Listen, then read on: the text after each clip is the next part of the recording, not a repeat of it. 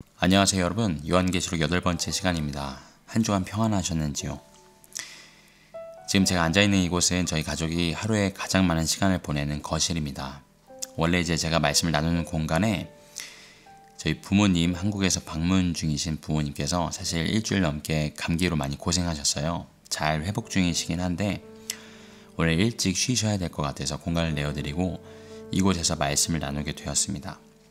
불과 몇십 분 전만 해도 이 공간에 저희 아이 셋이 또 저희 다 같이 왁자지껄하게 아이들 뛰놀고 까불고 했던 공간인데, 아이들이 이제 다 침대에 자러 가고 늦은 시간에 지금 이 영국에는 비가 오고 있어요. 바람이 많이 불고 있는데 그 바람 소리가 들릴 정도로 참 고요합니다, 이곳이. 그러면서 오늘 나눌 말씀과 관련해서 이런 생각을 해보게 되었습니다. 아이들 얼굴에 있었던 그 미소, 웃음, 그 소리들 참으로 실제적이었죠. 왜냐면 제 눈앞에서 일어난 일이었으니까요. 그런데 아이러니하게도 부모로서 참 기쁨이었던 그 모습들을 저는 영원토록 붙잡을 수가 없습니다. 그렇죠. 그 기쁨도 웃음도 또 즐거움도 또 금세 바뀌는 아이들의 감정도 아이들뿐만 아니라 어른도 마찬가지죠. 저희 자신도 마찬가지고요. 그 어떤 것도 영원토록 존재하지는 않습니다. 전도서에서도 말씀하시죠. 모든 것이 헛되니. 왜 그렇죠? 왜냐면 그렇게 좋아 보이던 것들, 내가 한때 이루었다, 성취하였다, 그렇게 이거 없으면 큰일 날 것 같았던 이 세상의 일들, 소유들, 건강, 또 관계들, 무엇이든요, 어느 순간인가 사라져버리는, 그렇게 중요한 건 아니었구나 깨닫게 되는, 이 사람 아니면, 이건 아니면 큰일 날 것 같고 죽을 것 같았던 그것들이 옛날 일처럼 느껴지게 지나가 버리는, 모두 저희가 경험하는 일들이죠. 그런 인생을 저희가 살아가면서 그렇게 실제적이었던 것 같은데 그게 그렇게 실제적이지 않았구나 깨닫게 된 일들이 참 많습니다. 저희가 지난 시간과 오늘 함께 살펴볼 요한계시록 4장과 5장 말씀은요, 모든 우주 만물 가운데, 인류 역사 가운데, 지난 시간뿐만 아니라 현재뿐만 아니라 미래와 모든 것들 가운데요, 가장 실제적인 영적인 현실을 보여줍니다. 영원한 것이요. 제가 지난 시간에 요한이 성령에 감동하여 하나님의 보좌를 본 것을 함께 보았습니다. 그 보좌에 앉으신 분은 얼마나 실제적이시냐면요, 그분은 보좌가 있으시고요, 거기 앉아 계시는데 제가 지금 앉고 있는 이 의자나 이 식탁이나 이 공간이나 제가 입은 옷이나 그 어떤 것도요 영원하지 않습니다. 10년이 지나면 다리가 부러져서 바꿔야 될 수도 있고요, 의자가요, 그쵸? 옷이 찢어지거나 헤어져서 낡아져서 더 이상 입지 못하게 될 수도 있고요. 10년, 20년, 100년이 지나면 저희가 지금 너무너무 실제적이라고 생각했던 모든 것들 아마 하나도 그대로 남아있는 건 없을 겁니다. 그런데 그 보좌에 앉아 계신 그분은요, 영원토록 동일하십니다. 회전하는 그림자도 없으시고요. 지금 이 한 번의 호흡을 하고 있는 이 순간에도 그곳에 앉으셔서 모든 우주 만물을 감찰하고 계시고요, 그 오른손으로 붙들고 계십니다. 지난 시간에 저희가 그 분이 어떤 분인가를 함께 살펴봤죠. 잠깐 제가 리마인더 드리도록 하겠습니다. 그분은 거룩하십니다. 거룩하다. 그분은 모든 것으로부터 구별되어 계시고요, 이 세상 존재하는 어떤 피조물로도 규정할 수 없는, 묘사할 수 없는, 비할 수 없는 홀로 거룩하신, 구별되어 계신 하나님이십니다. 주 하나님 곧 전능하신 이여, 한 분이신 그분은 전능하십니다. 그분은 능력에 제한이 없으시고요, 못할 일이 전혀 없으십니다. 전에도 계셨고 이제도 계시고 장차 오실 자라. 여러분, 저희가 시간 공간 안에 갇혀 있어서 이 개념을 절대 온전히 이해할 수가 없습니다. 그분은 시간과 공간 밖에 계시고요, 제가 전에도 썼던 표현이지만 과거의 어떤 순간도, 현재의 그 어떤 순간도, 어떤 공간도요, 그리고 미래의 어떤 시간과 공간도 자유로이 그분은 방문하실 수 있습니다. 그분은 그 모든 시간과 공간 가운데 실제하고 계십니다. 놀랍죠? 저는 다 이해는 안 됩니다. 하지만 믿어집니다. 그분의 실제하심이요. 그분은 보좌에 앉으셔서 세세토록 사시는 이이십니다. 영원히 사시는 이. 처음과 끝이시고 무궁하신, 영원 무궁하신, 영존하시는 아버지이십니다.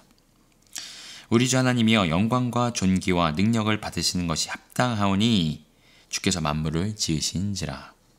그분은 영광과 존귀와 능력을 받기에 홀로 합당하신데요. 왜냐하면 그분께서 모든 것을 지으셨기 때문이고요. 만물이 그분의 뜻대로 있었고 지음을 받았습니다.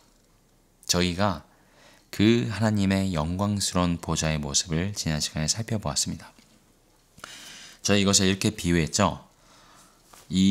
저희가 생각할 수 있는, 상상할 수 있는 최고의 천상의 예배, 말 그대로 천상의 예배죠. 이 천상의 예배에 가장 영광스러운 첫 번째 악장이 방금 끝났습니다. 네 생물과 24장로와 수천만의 천사들이 서로 노래하고 화답하면서 고백했습니다. 홀로 합당하신 거룩하신 하나님을요. 그리고 나서 오늘 5장 말씀이 이어집니다. 저희가 이 말씀을 함께 살펴보기 전에 먼저 5장 말씀 제가 함께 읽도록 하겠습니다. 5장 1절부터 14절 말씀입니다. 내가 보매 보좌에 앉으신 이의 오른손에 책이 있으니 안팎으로 섰고 7인으로 봉하였더라. 또 보매 힘있는 천사가 큰 음성으로 외치기를 누가 책을 펴며 그 인을 떼기에 합당하냐 하니 하늘 위에나 땅 위에나 땅 아래에 능히 책을 펴거나 보거나 할 리가 없더라. 이 책을 펴거나 보거나 하기에 합당한 자가 보이지 않기로 내가 크게 울었더니 장로 중에 하나가 내게 말하되 울지 말라. 유다 지파의 사자 다윗의 뿌리가 이기었으니 이 책과 그 7인을 떼시리라 하더라. 내가 또 보니 보좌와 네 생물과 장로들 사이에 어린 양이 섰는데 일찍 죽임을 당한 것 같더라. 7뿔과 7눈이 있으니 이 눈은 온 땅에 보내심을 입은 하나님의 7영이더라. 어린 양이 나와서 보좌에 앉으신 이의 오른손에서 책을 취하시니라. 책을 취하심에 네 생물과 24장로들이 어린 양 앞에 엎드려 각각 검은 고와 향이 가득한 금대접을 가졌으니 이 향은 성도들의 기도들이라. 새 노래를 노래하여 가로되 책을 가지시고 임봉을 떼기에 합당하시도다. 일찍 죽임을 당하사 각 족속과 방언과 백성과 나라 가운데서 사람들을 피로 사서 하나님께 드리시고 저희로 우리 하나님 앞에서 나라와 제사장을 삼으셨으니 저희가 땅에서 왕노릇 하리로다 하더라. 내가 보고 들음에 보좌와 생물들과 장로들을 둘러싼 많은 천사의 음성이 있으니 그 수가 만만이요 천천이라. 큰 음성으로 가로되 죽임을 당하신 어린 양이 능력과 부와 지혜와 힘과 존귀와 영광과 찬송을 받으시기에 합당하도다 하더라. 내가 또 들으니 하늘 위에와 땅 위에와 땅 아래와 바다 위에와 또 그 가운데 모든 만물이 가로되 보좌에 앉으신 이와 어린 양에게 찬송과 존귀와 영광과 능력을 세세토록 돌릴지어다 하니 내 생물이 가로되 아멘 하고 장로들은 엎드려 경배하더라. 이 본문을 읽고 나니 다시 한번 여러분께 강조드려도 전혀 지나치지 않을 것 같아서 한 번 더 말씀드립니다. 지난 시간과 오늘 살펴본 요한계시록 4장과 5장의 말씀은요, 이 성경 66권 통틀어서 단 한 번도 보여진 적이 없는 하나님과 예수님의 모습을 보여주고 계십니다. 저희가 이 성경 66권을 살아계신 하나님의 말씀으로 하나님께서 누구이신가, 예수 그리스도가 누구이신가, 그리고 그분의 구속사의 그 경륜을 보여주는 하나님의 살아계신 말씀으로 믿고 있습니다. 이 말씀의 단연 하이라이트라고 할까요? 가장 본질적인 하나님 아버지의 그 영광과 그분의 어린 양 예수 그리스도의 모습을 이 4장과 5장이 보여주고 있습니다. 저희가 이 말씀을 통해서 그 하나님의 영광, 예수 그리스도의 영광을 온전히 보고 깨닫는다면 저희의 삶은요 반드시 송두리째 바뀌어지게 될 것입니다. 저희가 마지막 때 많이 얘기하죠. 마지막 때에 많은 중요한 주제들이 있습니다. 휴거는 있는가? 언제 있는가? 적그리스도는 누군가? 짐승의 표는 무엇인가? 천년왕국은 실제하는가? 언제 오는가? 정말 중요한 주제들이 많은데요. 그 모든 주제를 다 합친 것보다 오늘 이 본문에서 보여주시고 말씀하시는 이 하나님과 그분의 아들 예수 그리스도의 영광, 그 보좌, 그곳에서 일어나는 일, 이 가장 중요하고 이 모든 것의 중심이 됩니다. 저희가 지난 시간에 하나님께 드려지는 그 경배, 이 보좌 앞에서 드려지는 경배를 통하여 하나님께서 누구이신가, 그분의 속성을 보았죠. 그 영광스러운 천상의 예배의 첫 번째 악장이 마무리가 됩니다. 그 누구도 interrupt, 방해할 수 없고 어떤 불협화음이나 다른 이야기를, 어떤 불순물도 섞을 수 없는 이 완벽한 천상의 예배에 이 첫 번째 악장이 맞춰지고 고요한 중에 요한의 눈에 들어오는 장면이 있습니다. 그 보좌에 앉으신 이의 오른손에 들려진 책입니다. 이 책이 안팎으로 써져 있고 7인으로 봉해져 있습니다. 그리고 나서 이 고요한 중에 한 가지 질문이 던져집니다. 2절입니다. 또 봄에 힘있는 천사가 큰 음성으로 외치기를 누가 책을 펴며 그 인을 떼기에 합당하냐 하니, 마치 이 첫 번째 악장이 끝나고 두 번째 악장으로 이어지기 위해서 던져진 질문과 같습니다. 사실 오늘 읽은 5장의 구조가 실제적으로 그렇습니다. 이 질문이 던져지고요. 이 질문의 대답이 두 번째 악장을 통해서 풀어집니다. 이 천사의 질문이 이렇습니다. 누가 이 책을 펴며 그 인을 떼기에 합당하냐? 라고 온 우주 만물에 질문을 합니다. 요한이 이 질문을 듣고 보니 하늘 위에나 땅 위에나 땅 아래 그 누구도 이 책을 펴거나 인을 떼기에 합당한 자가 발견되지 않기로 그가 너무 간절한 마음에 슬퍼하며 울기 시작합니다. 그럴 때에 장로 중 하나가 와서 요한, 걱정하지 마, 울지 마라 하면서 합당한 이가 있다 라고 전달해 준 이야기, 그리고 나서 이어지는 두 번째 악장 살펴보겠습니다. 장로 중에 하나가 내게 말하되 울지 말라. 유다 지파의 사자 다윗의 뿌리가 이기었으니 이 책과 그 7인을 떼시리라 하더라. 장로의 대답 가운데 유다 지파의 사자 다윗의 뿌리, 요한이 알았을까요? 그럼요. 나의 주 예수 그리스도, 나의 스승님. 그 이야기를 들으면서 시선이 옮겨지는 곳에 하나님의 어린 양으로 계신 예수님의 모습이 보입니다. 네, 첫 번째 악장의 주제, 예수 그리스도, 합당하신 그분입니다. 예수님께서 합당하신데 여기서 무엇에 합당하시다고 그러시죠? 책을 펴고 인을 떼기 합당하시다라고 말씀하십니다. 여러분 사실 아세요? 앞으로 요한계시록 6장부터 펼쳐지는 인이 하나씩 떨어질 때마다 이 땅에 벌어지는 일들은 심판입니다. 바꿔 말하면요, 하나님의 뜻대로 예수님께서는 심판을 수행하고 계십니다. 하나님의 뜻대로 이 땅 가운데 심판을 수행하기에 홀로 합당하신 분이 예수 그리스도시다라는 뜻입니다. 그냥 그저 추상적으로 합당하다, 두리뭉실한 의미가 아니고요. 그분께서 하나님의 뜻대로 심판을 수행하시기에 합당하시다라는 뜻이라는 것이죠. 이 심판을 수행하시는 예수님의 모습은 성경 66권에 가장 많이 예언되어 있고 묘사되어 있고 기록되어 있는 메시아의 모습과 일치합니다. 그 모습은 이렇습니다. 저와 여러분이 살고 있는 이 땅, 저는 영국에 있고 여러분은 어디 한국이나 다른 곳에 계시죠? 저 중동엔 이스라엘에 있습니다. 그 이스라엘의 수도는 지금도 예루살렘입니다. 제가 지난 시간에도 말씀드렸지만 역사상 2000여 년 동안 지도에 사라졌던 이스라엘이 회복이 되었습니다. 그곳의 예루살렘이 이스라엘의 수도로 지금도 존재하고 있고요. 그 이스라엘의 그 예루살렘에 다윗의 보좌에 실제로 앉으셔서 예수님께서 온 열방을 다스리실 모습으로 성경이 메시아의 모습, 예수님의 모습을 그리고 있습니다.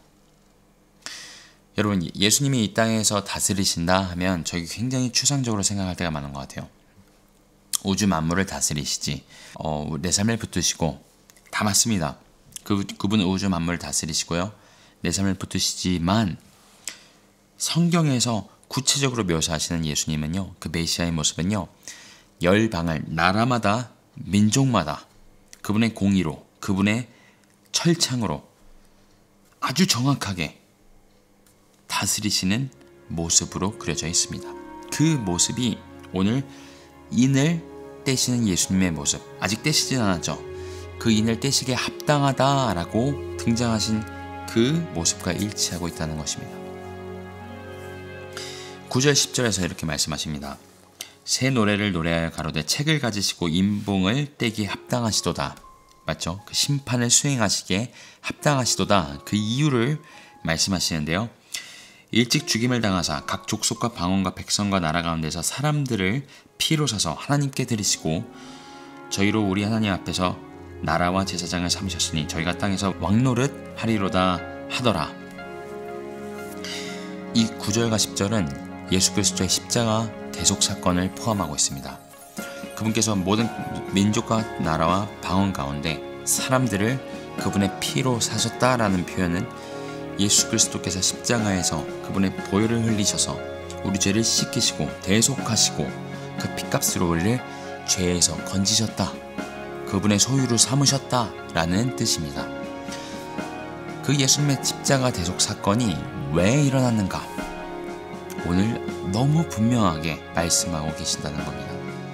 예수님께서 그냥 우리가 불쌍하셔서 그저 우리를 긍휼히 여기셨던 건 맞습니다. 우리가 도움이 필요한 사람, 너무 딱한 사람, 너무 가난한 사람 보면 그냥 측은해서 동정심이 나서 도와주듯이 죄의 수렁에서 죄의 종로로 탄 우리 모습이 너무 불쌍해서 예수님께서 저 불쌍한 인간들 내가 도와주지 않으면 누가 도와주겠어? 그러고 도와주셨다라는 그런 얘기가 아니라는 거예요. 우리를 긍휼히 여기신 건 맞지만 분명한 목적을 가지시고 그분은 하나님 아버지의 말씀에 순종하셔서 십자가를 지시고 그 피값으로 우리를 사십니다. 오늘 본문에 분명하게 말씀하십니다. 저희를 사셔서 하나님께 드리십니다. 하나님께 드리시는데 어떻게 드리시냐면요. 우리를 그분의 나라와 제사장으로 드리십니다. 그리고 그 목적을 뭐라고 그러시냐면요. 우리가 그와 함께 왕노릇 하도록이요. 자, 그게 임봉을 떼시는 예수님의 모습, 그리고 성경 66권에 가장 많이 묘사가 되어 있는 메시아의 모습과 일치하나요? 그렇습니다. 그분께서 임봉을 떼시기에 책을 펴기에 합당하신 이유가 아버지 말씀에 순종하여서 아버지의 뜻대로 십자가에서 우리를 대속하심으로 피값으로 우리를 사심으로 그분께 나라와 제사장으로 드리심으로 그분과 함께 우리를 왕노릇하게 하시려고요. 그래서 이 심판이 풀어지는 것은요. 예수 그리스도의 통치의 시작을 알리는 것입니다. 일곱 인, 일곱 나팔, 일곱 대접이 풀어질 때에 저희가 앞으로 살펴보겠지만 예수 그리스도의 나라가 완성이 된 걸 선포하는 장면이 나옵니다. 일곱 번째 나팔이 풀어질 때입니다. 이분의 심판은요. 열방을 향한 심판은 곧 우리가 그분과 함께 이 땅에서 제사장으로 나라로 왕노릇할 것을 선포하고 보여주는 시작이라는 것입니다. 잠깐 저희 자신에게 질문을 하지 않을 수가 없죠. 내가 왜 구원받았지?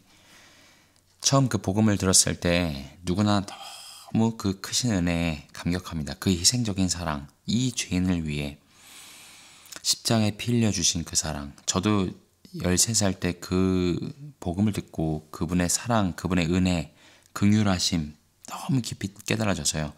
제가 얼마나 추악한 죄인인데 나를 위해 죽으셨나. 그게 너무 절절히 깨달아져서 그 감격으로 여태까지 살아왔는데요.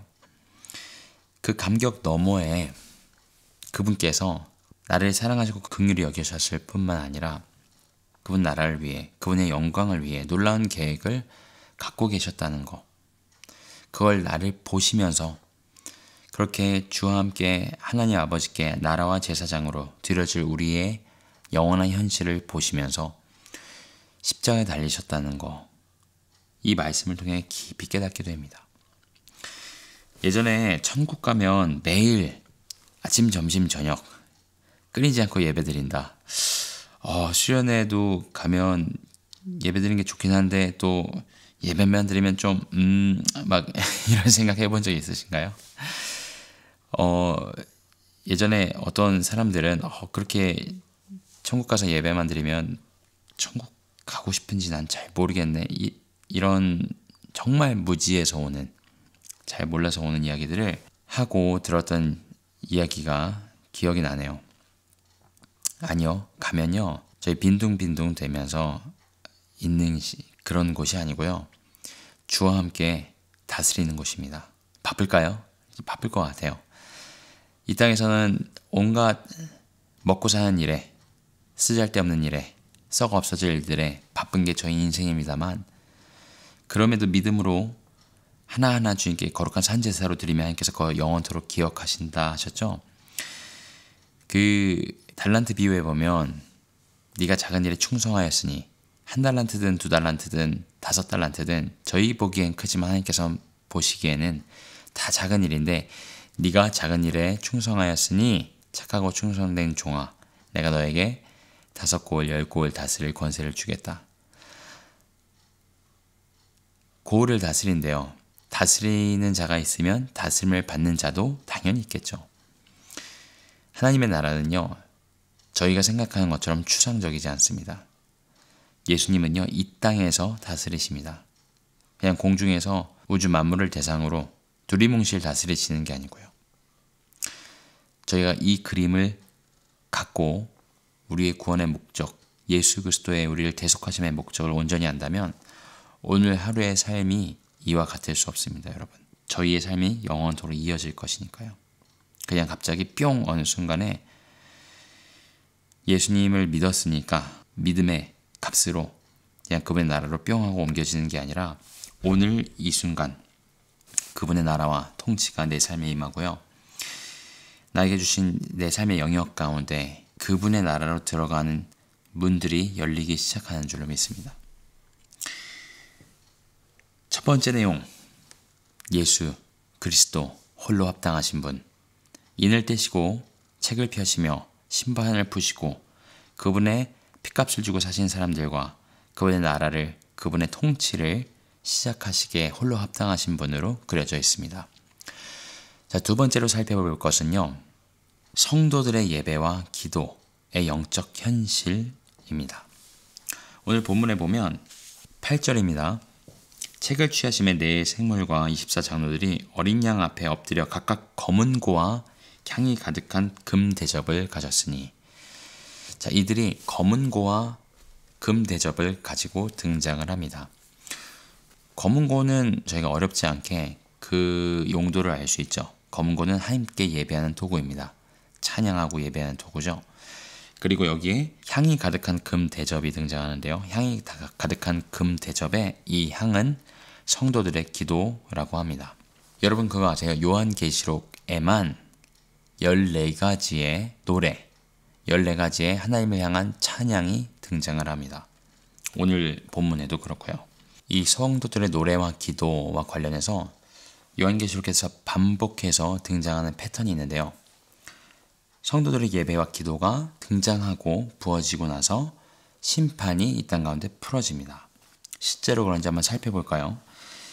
자, 7인 심판이 6장에서 풀어지죠. 그 전에 4장 8절에서 9절에서 보면 성도들의 기도와 새 노래가 등장을 합니다. 그리고 오늘 읽은 본문에 보면요, 이 검은고와 금대접이 등장을 하죠. 그리고 천천만만의 천사들의 노래가 이어집니다. 그리고 나서 6장에서 7인이 풀어지죠.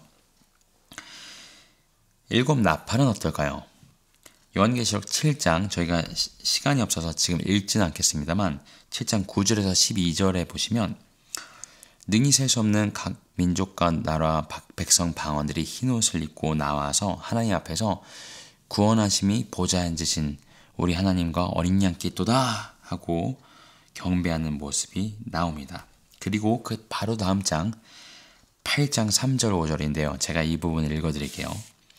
또 다른 천사가 와서 제단 곁에 서서 금 향로를 가지고 많은 향을 받았으니 이는 모든 성도들의 기도들과 합하여 보좌 앞 금단에 드리고자 함이라. 그렇죠? 성도들의 기도가 향으로 담겨져 있다고 반복해서 등장합니다. 향연이, 향기와 또 연기가 성도의 기도와 함께 천사의 손으로부터 하나님 앞으로 올라가는지라 천사가 향로를 가지고 단 위에 불을 담아다가 땅에 쏟음에 뇌성과 음성과 번개와 지진이 나더라. 그리고 바로 다음 절 6절에 7 나팔을 가진 7 천사가 나팔 불기를 예비하더라. 보이시죠? 이 향연이, 성도들의 기도가, 이 예배가 부어지자 그 금제단에, 하나님 제단 앞에 금단에 부어지자 바로 다음 절에 7 나팔을 천사들이 준비합니다. 그리고 제가 아까 말씀드렸던 것처럼 7번째 나팔이 부러지면서 예수 그리스도의 나라가 선포가 되거든요. 그리고 나서 이런 경배가 올려드려집니다. 24장로들이 옛적에도 계셨고 지금도 계신 주 곧 하나님 전능하신 이여 친히 권능을 잡으시고 왕노릇 하시도다. 그리고 나서 14장에요. 14만 4천의 어린 양의 노래가 나옵니다. 그리고 15장에 마지막 환란을 뚫고 구원받은 자들이 유리바닷가에 서서 모세의 노래 곧 어린 양의 노래를 부르게 됩니다. 그리고 나서 마지막 7 대접 심판이 이 땅 가운데 부어집니다. 같은 패턴 보이시죠? 왜 요한계시록에서 성도들의 기도와 예배, 노래 그리고 나서 그것이 부어지자 심판이 이 땅 가운데 풀어지는 이 패턴을 반복해서 등장시켰을까요? 저희가 한 가지 반드시 알 수 있는 사실은 우리의 구원의 목적이 그분과 왕노릇이라고 말씀드렸죠. 그것이 예수님께서 인을 떼시는 그리고 심판을 풀기를 시작하시는 장면과 겹쳐진다고 말씀도 드렸는데 그 장면의 한가운데에 우리의 예배와 기도가 들어가 있다는 건 우리가 이 땅에서 구원받은 목적, 구원을 받고 그분과 다스리는 그 목적이 결국은 그분을 예배하는 것, 그분께 영원토록 합당한 경배를 올려드리는 것, 돌려드리는 것과 동일하다는 것입니다. 그분을 예배하는 것이 곧 이 땅을 통치하는 것이라는 것이죠. 그것이 우리의 존재의 목적이고요. 자, 이 예배와 기도는 어떤 교회 그리고 단체의 주중, 주일, 특별 예배, 새벽 기도회, 혹은 기도의 집, 연합기도, 금식기도 이런 것들을 이야기하는 것일까요? 그럼 저희가 더 많은 기도의 집을 세우고 24시간 기도의 체인을 돌리고 또 많은 기도를 쌓으면 예수님께서 인을 떼시고 이 땅에 돌아오시는 재림의 기간이 빨라진다는 이야기일까요? 요한계시록에서 보여지는 성도들의 기도와 예배는 그 모습과 굉장히 달라 보입니다. 저희의 기도 모임이나 기도의 집이나 기도하는 것이 중요하지 않다는 이야기가 절대 아니에요. 너무너무 중요합니다. 그런데 이 심판이 풀어지는 선행 단계로 보여지는 성도들의 기도와 예배는요, 우리가 알고 있는 그런 모습이 아니라 이 마지막 때에, 오늘 이 요한계시록에서 계속해서 증거하시는 마지막 때에 전 지구적으로 예수님을 생명보다 더 사랑하는 자들에게 일어날 이제껏 보지 못했던 핍박과 환난과 순교 가운데서 정말 다른 소망이 전혀 없는 오직 예수께만 소망을 둔 자들이 부르짖는 그 부르짖음입니다. 그 부르짖음 가운데 나오는 절절한 생명을 건 예배이고 기도를 이야기합니다. 이들이 주님을 사랑하여 드리는 예배와 아무에게도 말할 곳이 없고 오직 하나님께만 간구하고 아뢰일 수 있는, 그렇게 주님께 간구하며 아뢰며 예배하며 나갈 때 그것을 통하여 예수님께서 하나님의 뜻에 따라 심판을 이 땅 가운데 부으신다라는 것이죠. 이 타이밍을 하나님께서 주관하고 계시고요. 다윗이 시편 109편에 자신을 대적하는 자들 가운데서 기도하는 장면이 나옵니다. 이 말씀이 자기를 대적하는 자들을 향하여 퍼붓는 저주가 레벨이 좀 높아서 사람들이 이게 진짜 하나님의 사람 다윗의 기도가 맞나? 이런 의문을 가지면서 이 시편을 읽는 경우도 많은데요. 4절에 정확하게 이런 표현이 나옵니다. I am prayer. 나는 곧 기도다. 나는 기도다 라는 표현이 나옵니다. 그게 영어 성경에도 그렇고요. 주석에도 그렇고 히브리어 원문에도 동일하게 의미로 적혀져 있습니다. 무슨 뜻이죠? 다윗 그는 대적들 가운데 둘러싸여 있습니다. 다윗은 사랑하였지만, 시편 109편을 나중에 읽어보시면요, 사랑합니다. 사랑하였지만 돌아오는 것은 무고히 그를 대적하고 저주하고 그의 사랑을 미움으로 선행을 악으로 갚는 것입니다. 그래서 이 시편 109편 8절은요, 사도행전 1장에 가룟 유다가 죽고 나서 베드로가 마띠아를 가룟 유다를 대신해서 제자로 세울 때에 인용되기도 하는 말씀입니다. 그의 직분을 타인이 취할 것이며, 그런 말씀이죠. 다윗의 이러한 삶은 그리스도의 예표이기도 했고요. 마지막 때의 성도들의 권세가 깨어지고 핍박이 부어지는 때와 그가 무고히 당하는 고난이 오버랩이 되어 보입니다.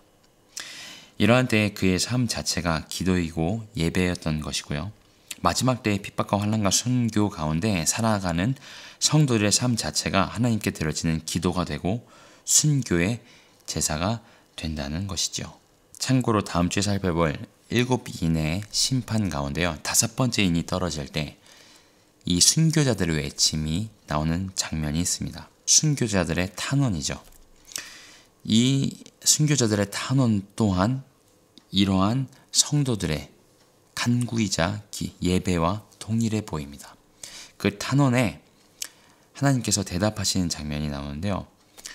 아직 이 순교의 피가 다 차기까지 조금만 더 기다려라 라고 대답을 하십니다. 여러분 기억하세요. 이 마지막 때에 벌어지는 핍박이나 환난은요. 사탄이 권세를 받아서 힘이 세져서 하나님이 원치 않으신데 아니면 어쩌다가 우연으로 벌어지는 게 아니고요. 아주 정확하게요. 하나님께서 허락하시는 일입니다. 얼마나 정확하시냐면요. 어느 정도까지 핍박을 허락하시고 어느 정도까지 환난을 허락하시는지가 아주 구체적으로 정확하게 나와 있습니다. 그 강도는 점점 세지고요. 그 이유도 동일하게 등장을 합니다. 그래서 앞으로 저희가 함께 살펴볼 7인, 7나팔, 7대접 심판을 통해서 살펴볼 것이고요. 하지만 두 번째 저희가 꼭 기억해야 할 것, 이 마지막 때의 성도들, 그리고 마지막 때를 살아가는 지금도 그런 성도들이 있죠.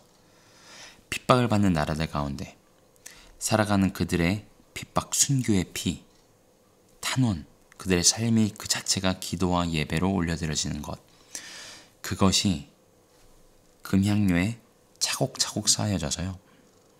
하나님께서 이 땅을 심판을 부으시는 통로가 된다는 것입니다. 오늘 말씀을 정리하기 원합니다. 예수 그리스도, 그는 홀로 합당하십니다. 그분은 인을 떼시기에 공의로 심판하시고 마지막으로 모든 인류의 마음을 감찰하시고 테스트하시고 신원하시기에 그분의 자녀들, 그분의 선지자들, 그분의 순교자들, 그분을 끝까지 순결히 목숨을 다하여 사랑하였던, 따랐던 자들을 신원하여 주시기에, 복수하시기에, 심판하시기에 홀로 합당하신 분이십니다. 마지막 성도들의 환난과 핍박, 순교의 삶의 노래가, 그리고 그들의 기도가 심판의 촉매제 역할을 합니다. 그 타이밍 자체는 하나님께서 주관하십니다. 다시 한번 말씀드립니다. 그때는 아버지만 아십니다. 하지만 그것을 하나님께서 의도적으로 허락하신다는 겁니다. 하나님께서 때가 다 되었다고 여기실 때 반대로 이 땅 가운데는 계속해서 더 성도들을 향한 핍박과 환난과 순교가 풀어질 것이라는 것이죠. 그러니 남유다가 멸망할 때에 수많은 선지자들이 활동하죠. 하나님께서 우리 보호하실 거야. 바벨론에 넘기시지 않을 거야. 저 예레미야가 얘기하는 것처럼 70년 아니 우리 2년 만에 돌아올 거야. 수많은 거짓 선지자들이 가짜 거짓 평안을 전합니다. 아니요. 하나님께서 정확하게 예레미야를 통해서 많은 선지자들을 통해서 예언하신 것처럼 70년 후에 돌아옵니다.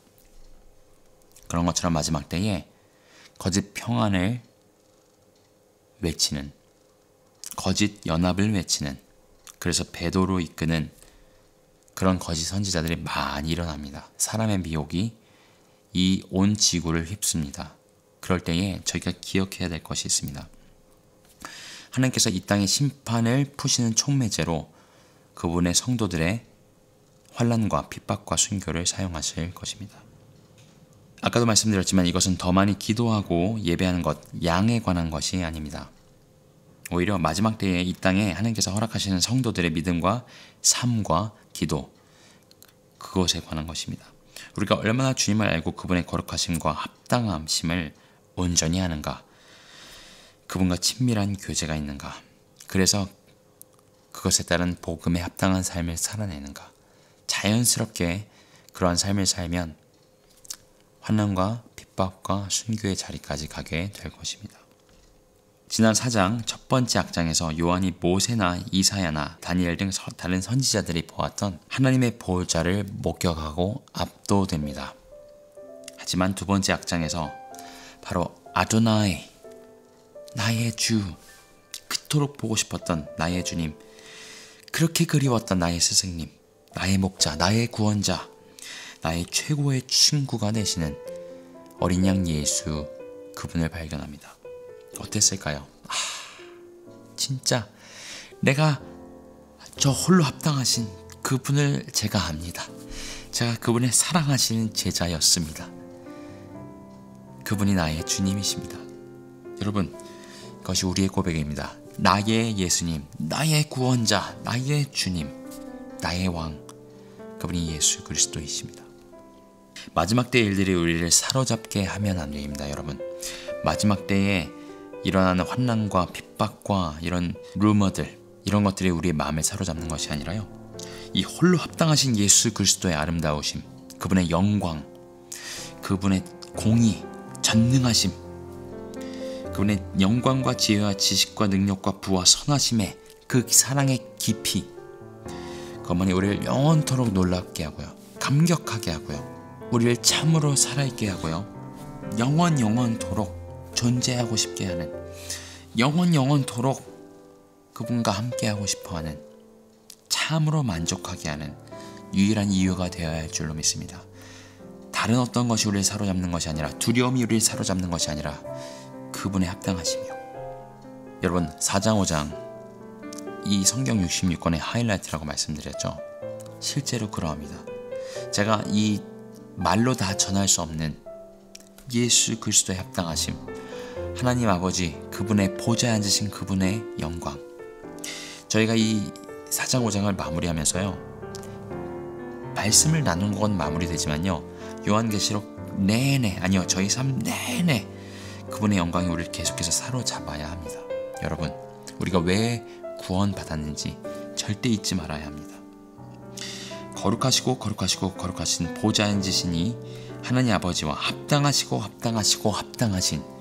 예수 그리스도, 요한이 이 장면을 보았던 것처럼요, 저희도 성령에 이끌려 이 장면을 날마다 순간마다 보면서 이것이 가장 분명한 영원한 현실이고 실제임을 저희가 기억하면서 그저 마음 깊이서 터져나올 수밖에 없는 이 고백이 있죠. 이 보좌에 앉으신 분은 완전히 모든 것으로부터 구별되어 계신 거룩하신 분이시고요, 오직 유일하신 분, 당신과 같은 분이 없으십니다. 그렇게 고백하면서요, 그리고 이러한 하나님과 동등 되신 예수 그리스도께서 죽으심으로 그분의 피로, 그 법의 피로 우리를 사셔서 하나님께 드리셨습니다. 나라로, 제사장으로요, 그분과 함께 다스리시도록. 정말 이 예수님, 당신 홀로 합당하십니다. 나의 모든 것을 받으시기에 합당하십니다. 나의 생명을, 나의 모든 것을 주님 홀로 받기 합당하십니다. 여러분, 이분이 나의 주님이시라는 거예요. 나의 예수님이시라는 거, 그게 가장 분명한 영적인 현실입니다. 여러분, 어떤 상황 가운데, 어떤 형편 가운데 계시던요, 어떤 절망과 어려움 가운데 계시던요, 이 어떤 것도 흔들 수 없는 영원한 생명의 소망이, 영광이, 그리스도 예수의 영광이요, 그분의 합당하심이요, 지금 이 순간 여러분을 붙드시고 사로잡으시고 영원한 생명으로, 그분의 나라로 인도하시기를 간절히 기도합니다.